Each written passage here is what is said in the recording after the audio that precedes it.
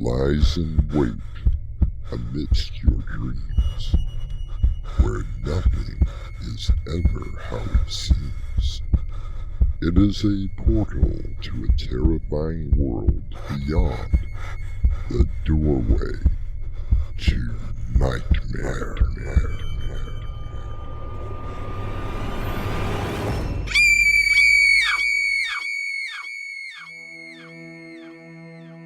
Come in. Welcome. I'm your host, Artemis Black. Some of the most fascinating crimes are the unsolved. As far back as the golden age of radio, programs have presented the evidence and then asked the question, if you have any information, please contact. One of the most famous of these cases would be that of Jack the Ripper. I watched her, Jane. I stalked her. She was nothing more than an animal to me. But you didn't do anything, did you, Caleb? But I could have. I had the knife, holding it tightly, watching her walk down the street. Yes, Jane. I could have.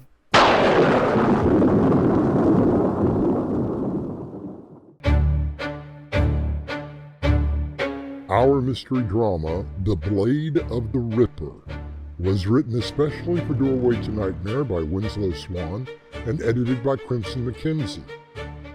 Our stars include William Stafford, Patience Adams, and Crimson McKenzie. I'll be back shortly with Act 1.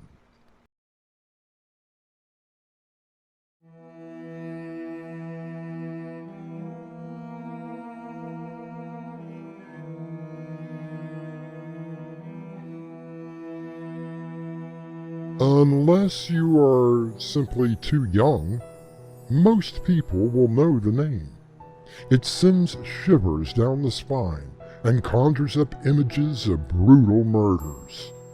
Jack the Ripper began his reign of terror in London in 1888 in what was then known as the Whitechapel district.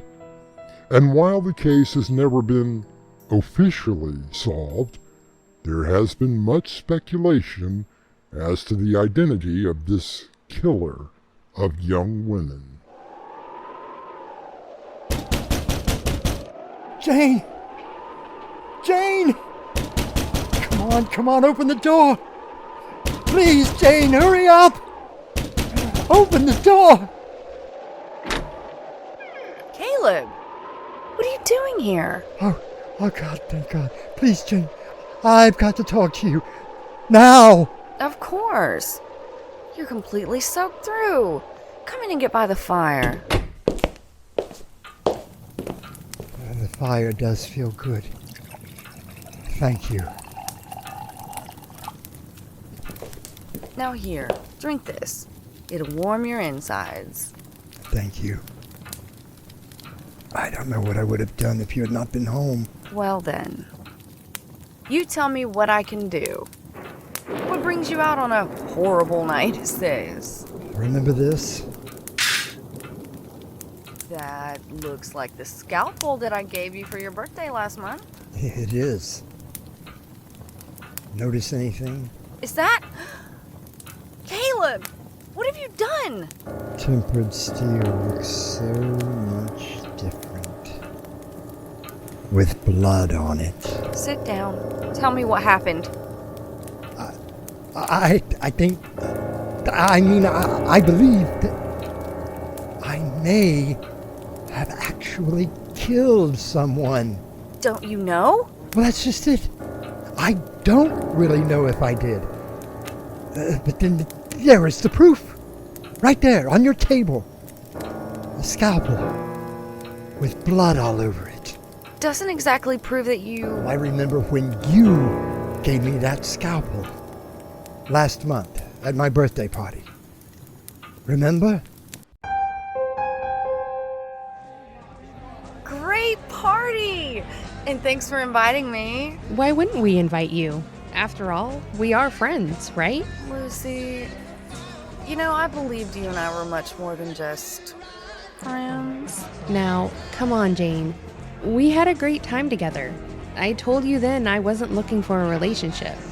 Have a drink and wish Caleb and myself nothing but good fortune. You're right.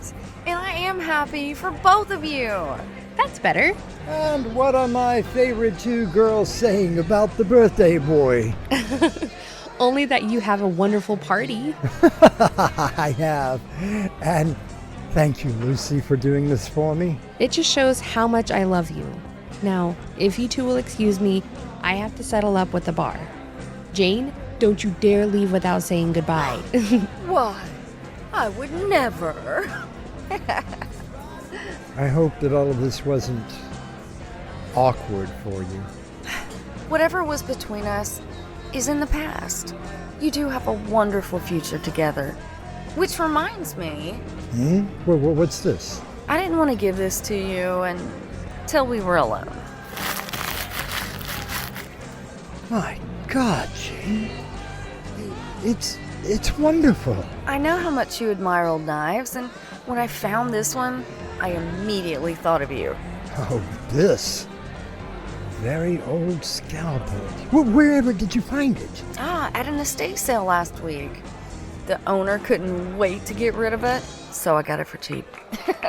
Said that there was some sort of weird curse on it. Oh, well, now you have to tell me.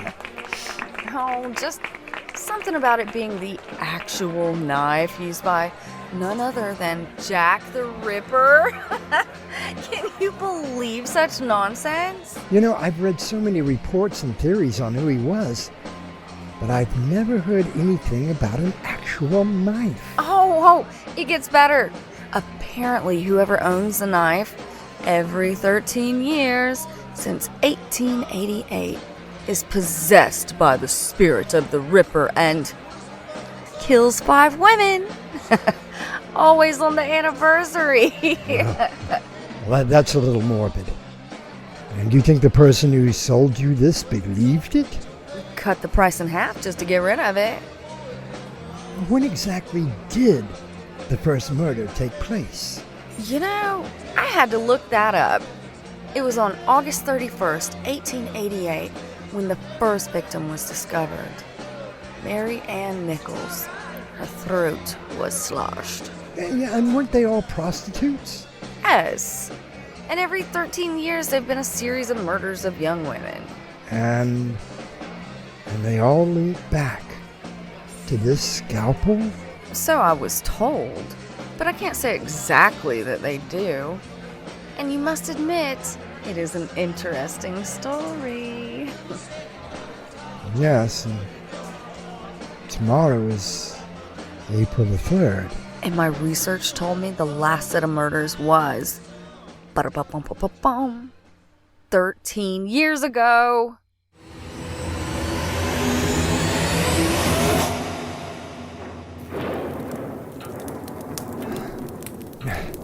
Now, naturally, I didn't believe any of it. Naturally.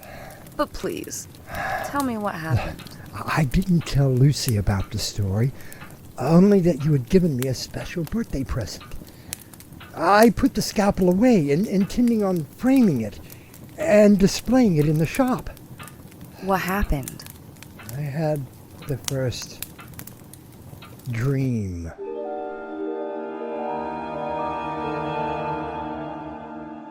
No. Stay back. Stay back. Get away. No. Don't make me. Please, no. Caleb, wake up. What's going on? You are having a nightmare. No, Lucy, not a nightmare. Something worse. Do you want me to fix you something? No, I'm okay. What was the dream about? I was walking in the park, the one a few blocks from here. I saw a woman Another woman? Caleb, how could you? No, nothing like that. When I got closer to her, I saw her face. It was covered in blood. There were long cuts across her face and throat. I looked down and saw my hand, holding a scalpel.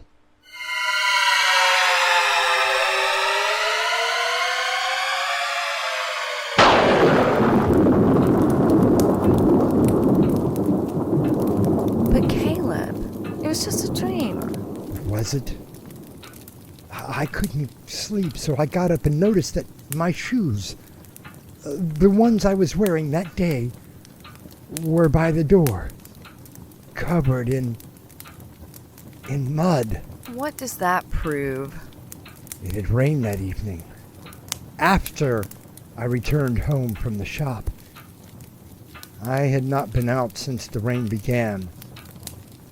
So how did the mud get on my shoes?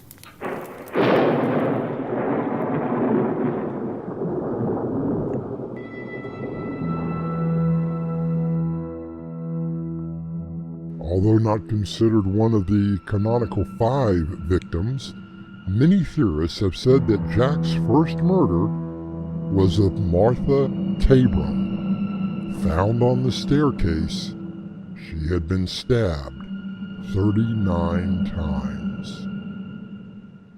I'll be back shortly with Act 2.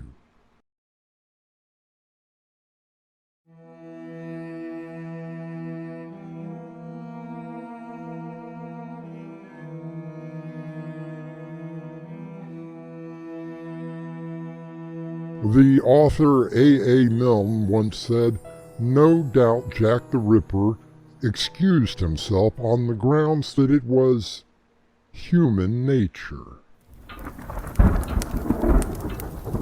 Here, let me refresh your drink. Thank you, Jane. You know, I don't know what I would have done had you not been home. And where else would I be? You forget, my practice has always been here at my home. And you are a fine psychologist. I remember how much Lucy admired you. And I thank you, Caleb. Now, continue with your story. What happened the next morning? Well, I left before Lucy woke up. I didn't think that I could face anyone, especially her, that morning. It wasn't until I opened the shop that I found out what happened.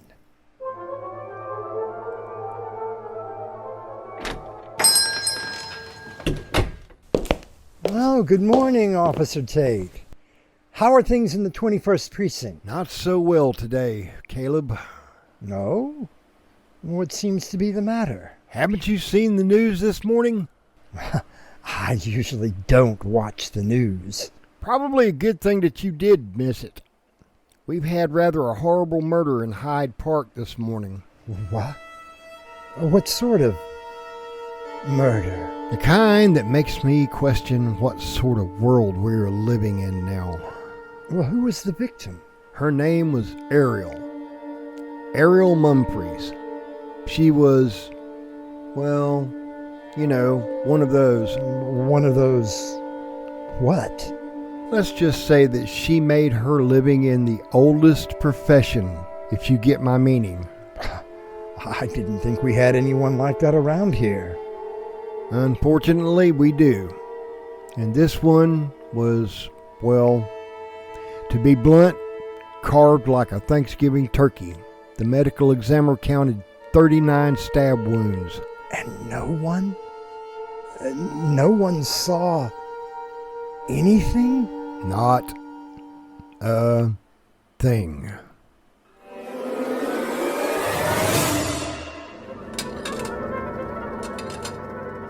Caleb, what's wrong? You haven't touched your dinner. I'm not sure, Lucy. I suppose hearing about that murder this morning has my stomach upset.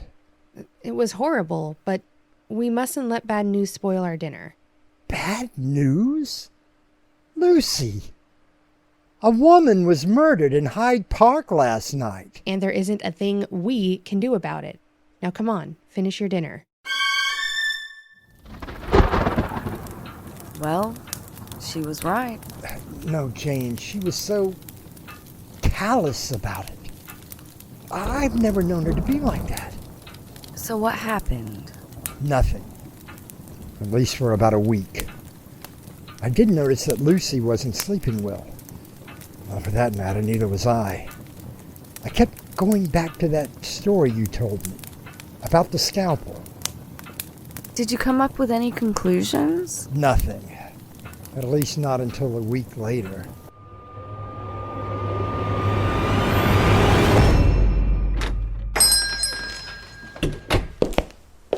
Good morning, Caleb. Officer Tate, you look like you've been up all night. I have been ringing doorbells and talking to everyone in the neighborhood and getting absolutely nowhere. It's frustrating. Still no suspects in the murder last week? Last week? You really don't watch the news? There has been another one. Another one? Miss Shirley Braham, age 27, and on the other side of Hyde Park. Her throat was slashed wide open, practically decapitating her. And again, no one heard or saw anything. Just like before. I don't want to say it, but it looks like another Jack the Ripper.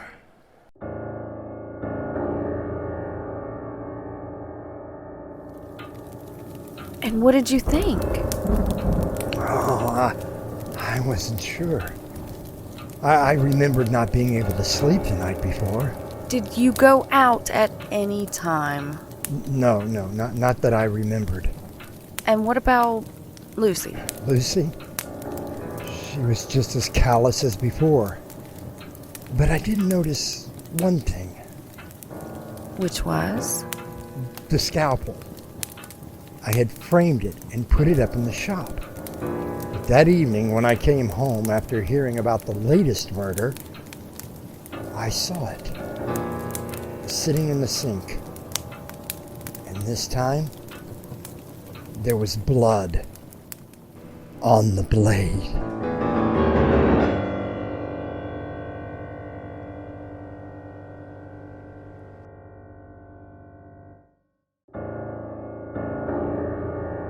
There has been much speculation as to the identity of the killer. It had been suggested that he or she was a doctor or butcher, based on the evidence of weapons and the mutilations that occurred, which showed a knowledge of human anatomy. Many theories have been put forward suggesting individuals who might be responsible.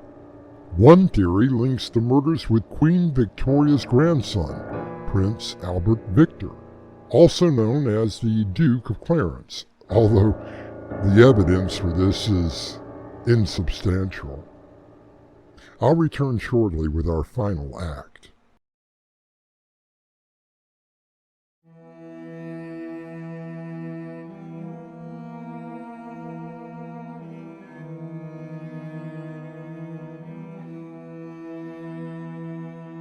The surviving police files on the Whitechapel murders allow a detailed view of investigative procedures in the Victorian era. A large team of policemen conducted house-to-house inquiries throughout Whitechapel. Forensic material was collected and examined. Suspects were identified, traced, and either examined more closely or eliminated from the inquiry. More than 2,000 people were interviewed. Upwards of 300 people were investigated, and 80 people were detained. The Commissioner of the City Police, Sir James Fraser, offered a reward of £500 for the arrest of the Ripper.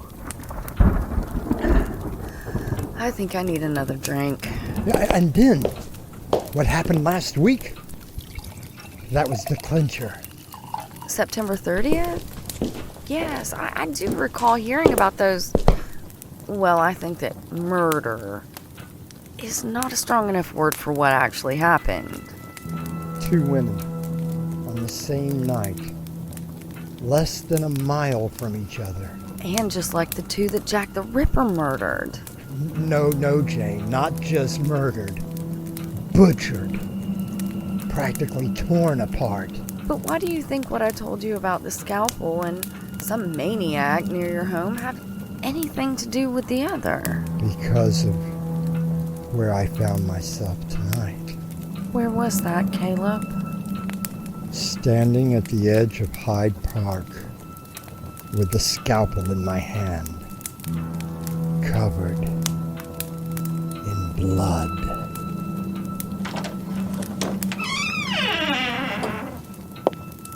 And you think that you killed someone? A most remarkable job, my dear. Lucy, what are you doing here? My plan worked beautifully. What plan? Caleb, I'm surprised at you. You honestly believe that story of Jack the Ripper? Are you kidding me? But the murders, they are real. Simply a happy coincidence. You pathetic little man. I came up with this wonderful plan to drive you insane. You still love me, don't you, Jane? Of course I do. But why? For the oldest reason of all, Caleb. Money, money, money. Lots of money. And we want it. Well, I want it. Lucy. You were half right about the murders and the legend of the scalpel. Lucy, be careful with that. You may cut yourself. Oh, don't be stupid. I did my own research. You see, I found a date stamped into the steel of the blade. 1888. So, Caleb really murdered those other girls? Are you kidding? Caleb? He could barely kill a spider. No, not Caleb. No, not you. Both of you should know that history is written by men. Who's to say that Jack wasn't really Jacqueline? And today is November 9th, the anniversary of the murder of Mary Jane Kelly.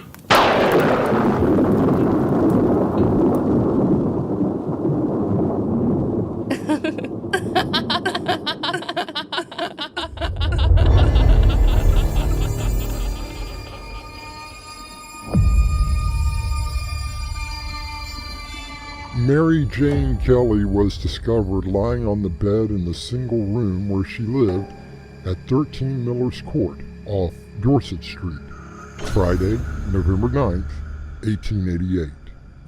The monstrosity of her death is very hard to articulate. Her face had been, quote, hacked beyond all recognition, end quote, with her throat severed down to the spine and the abdomen almost emptied of its organs. Her uterus, kidneys, and one breast had been placed beneath her head and other organs from her body placed beside her foot, about the bed, and sections of her abdomen and thighs upon a bedside table. The heart was missing from the crime scene.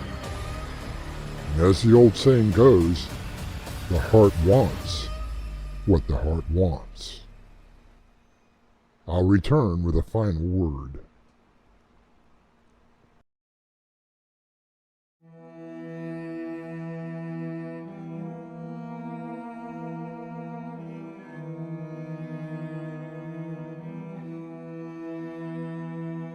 Jack the Ripper features in hundreds of works of fiction and works which straddle the boundaries between fact and fiction, including The Ripper Letters and A Hoax Diary. The Ripper appears in novels, short stories, poems, comic books, games, songs, plays, operas, television programs, and movies. More than 100 non-fiction works deal exclusively with the Jack the Ripper murders, making this case one of the most written about in the true crime genre. Our cast included Patience Adams, Crimson McKenzie, William Stafford, and Winslow Swan. The story was edited by Crimson McKenzie and directed by Winslow Swan. And now, a preview of our next tale. But don't you hear her? She must be somewhere nearby. Henry, there is no child anywhere around. Please come inside. Little girl, show yourself. It's all right. We don't want to hurt you. Are you telling me, Ruth, that you don't hear her? No, Henry, I don't. Because there is no child.